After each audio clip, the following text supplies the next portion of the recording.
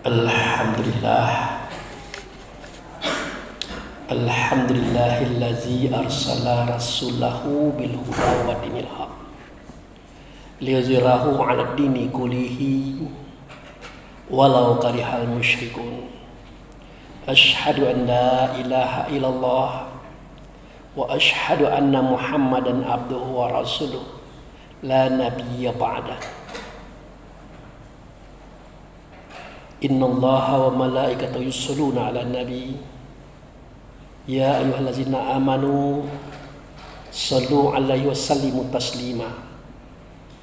Allahumma shalli 'ala sayidina Muhammad wa 'ala ali sayidina Muhammad kama shallaita 'ala sayidina Ibrahim wa 'ala ali sayidina Ibrahim wa barik 'ala sayidina Muhammad wa 'ala ali sayidina Muhammad kama barakta 'ala sayidina Ibrahim wa 'ala ali sayidina Ibrahim fil 'alamin innaka Hamidum Majid.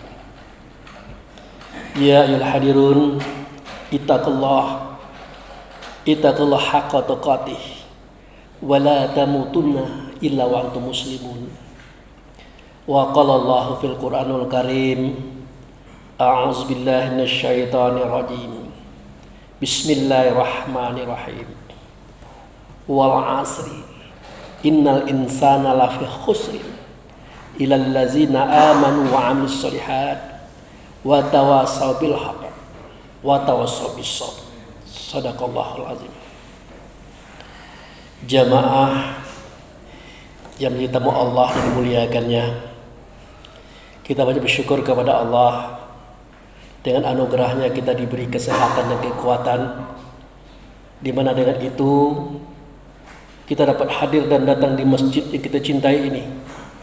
Tak lain tak bukan tujuan kita adalah untuk mengabdikan diri kepada Allah dengan cara melaksanakan sholat Jumat berjamaah. Kemudian kehadapan ikutan kita Nabi Muhammad Rasulullah Sallallahu Alaihi Wasallam, kita telah menyatakan sholawat kepada beliau. Semoga sholawat yang kita nyatakan tadi didengarkan oleh Allah, diterima oleh Allah, dan digantikan oleh Allah dengan syafaat atau pertolongan, di mana pada waktu itu tidak ada pertolongan kecuali yang datang daripada Allah melalui Rasulullah Sallallahu Alaihi Wasallam. Jamaah yang saya hormati, sebagai seorang khatib, saya tidak akan bosan-bosan mengajak, menghimbau, dan menyuruh kita semuanya, terutama khusus bagi diri saya pribadi. Mari kita tingkatkan iman kita kepada Allah. Mari kita tingkatkan ketakwaan kita kepadanya.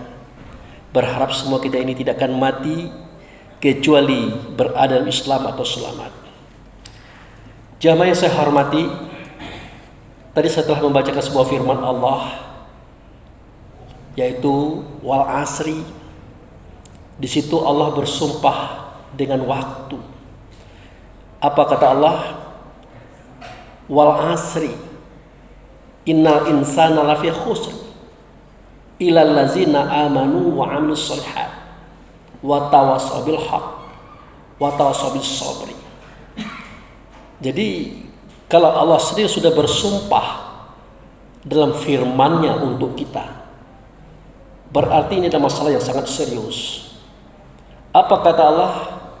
Demi masa, demi waktu, aku bersumpah, sesungguhnya manusia itu benar-benar di dalam kerugian. Benar-benar kerugian. Kecuali bagi mereka yang beriman, bagi mereka yang beramal soleh. Jadi orang beriman dan beramal soleh itu kata Allah ada ciri-cirinya. Pertama, watawassaw bil haqq, yaitu bertausiah dengan kebenaran. Kedua, watawassaw bis sabri, yaitu bertausiah dengan kesabaran. Di ayat lain, watawassaw bil marhamah, bertausiah dengan kasih sayang.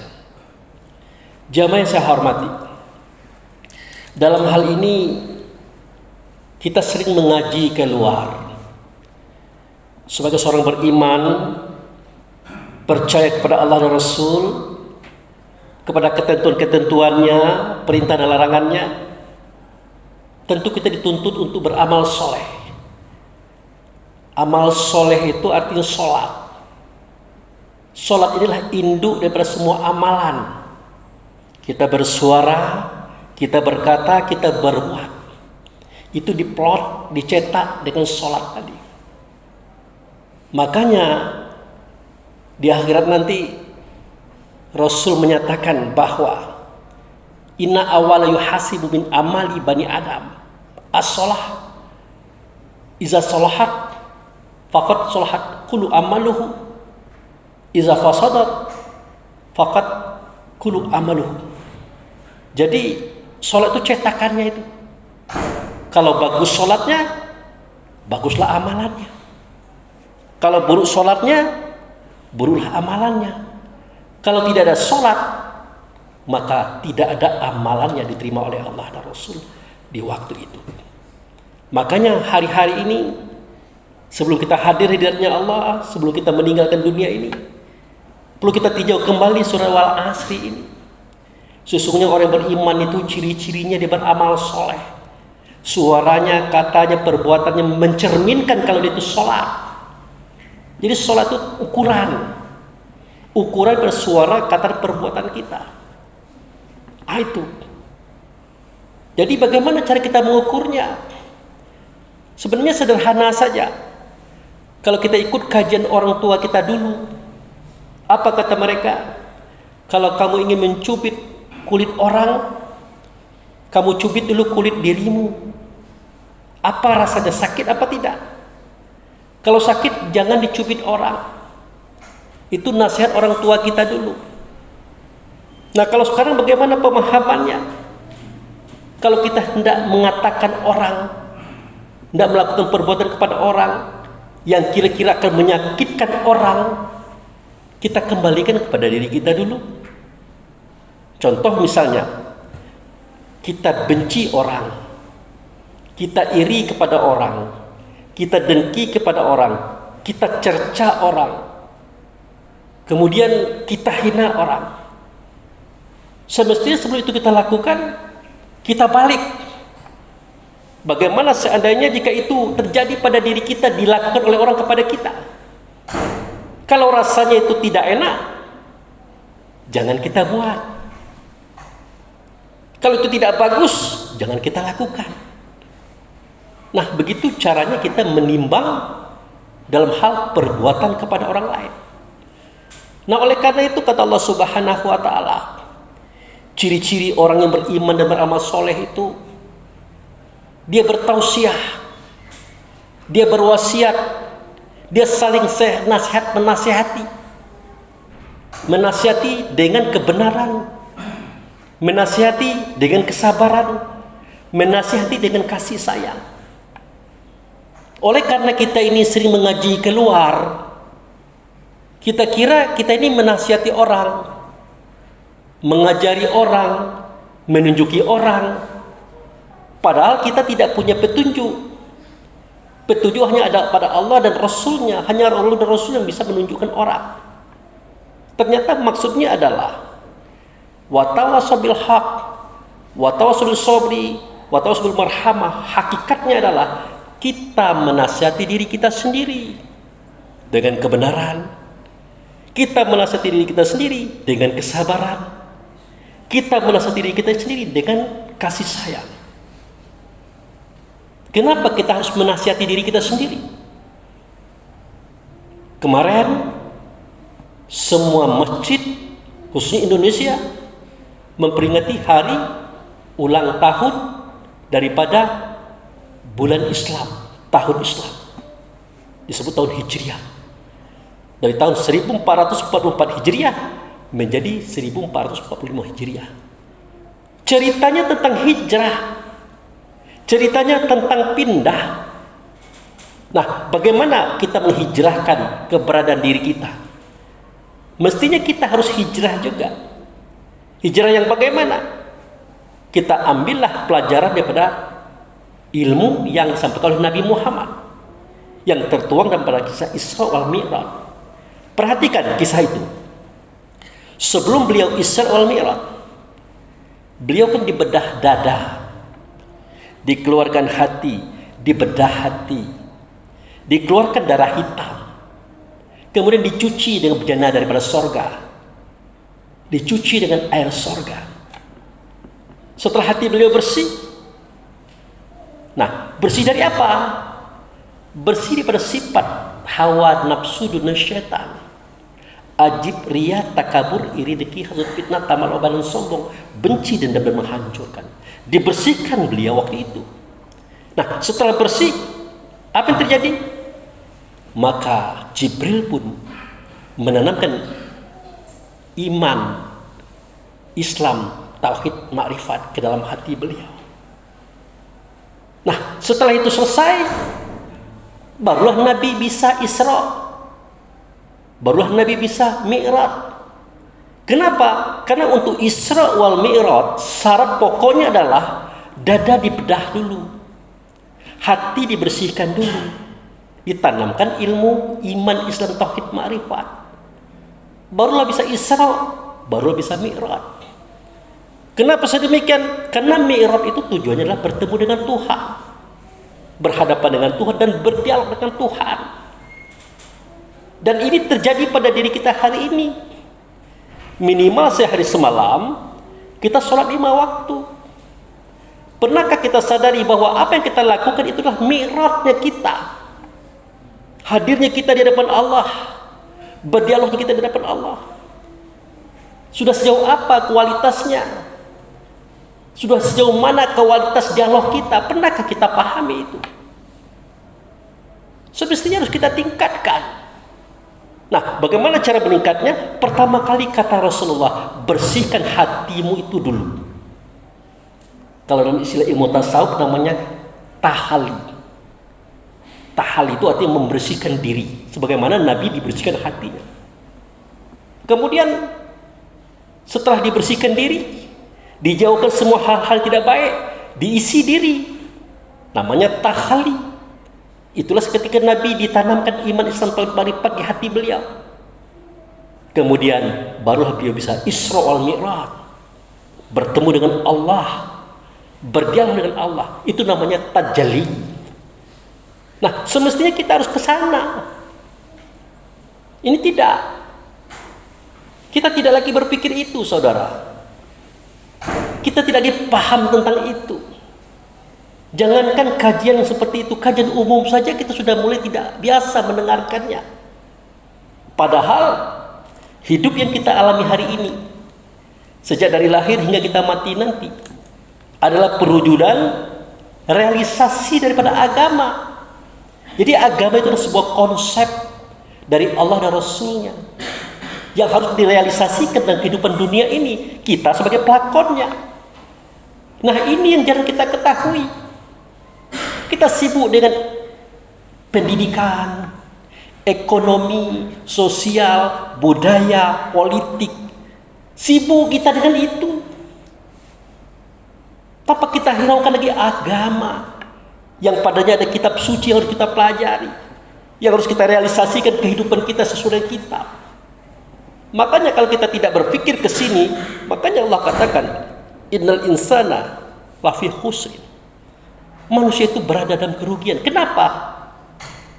Tahun kemarin, ya begitulah. Tahun ini, ya begitulah.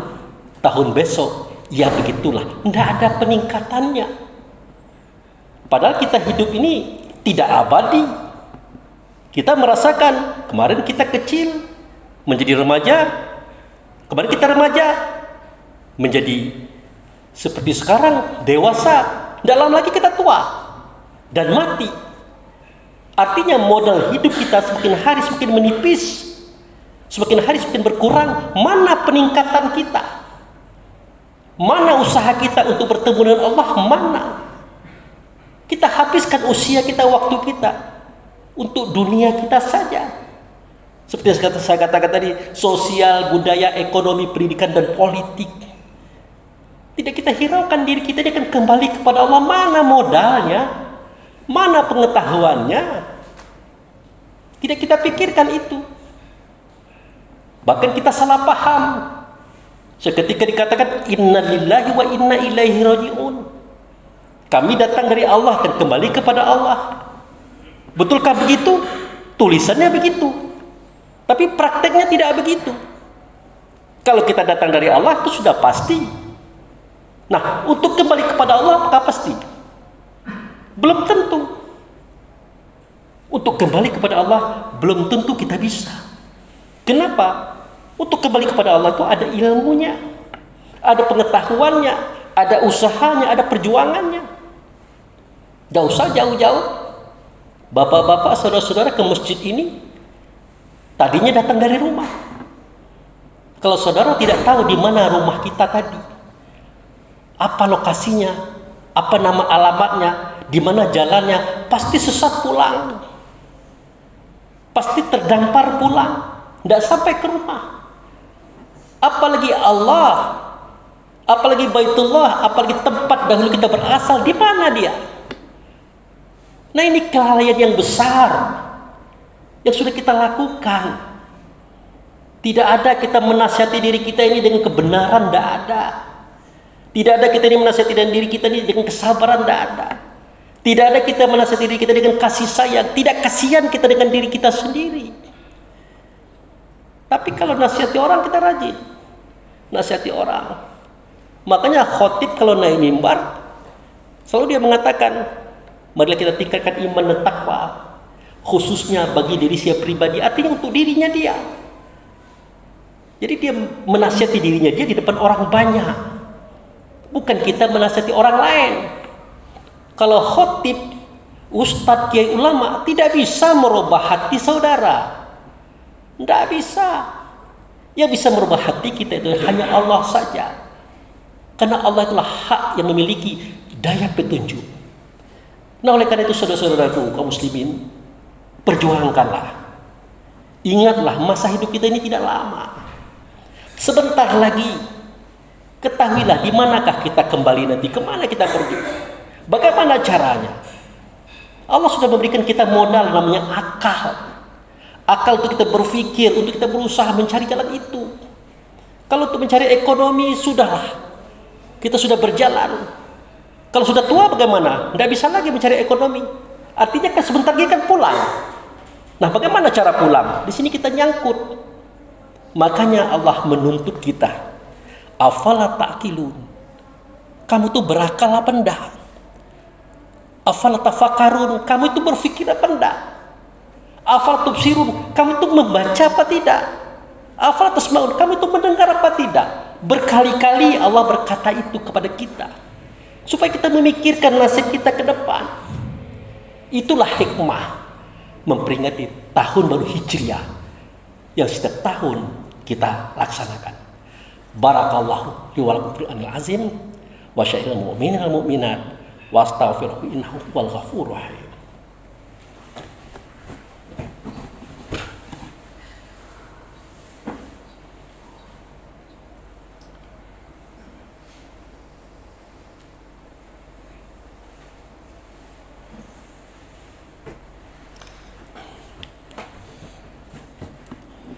Alhamdulillah.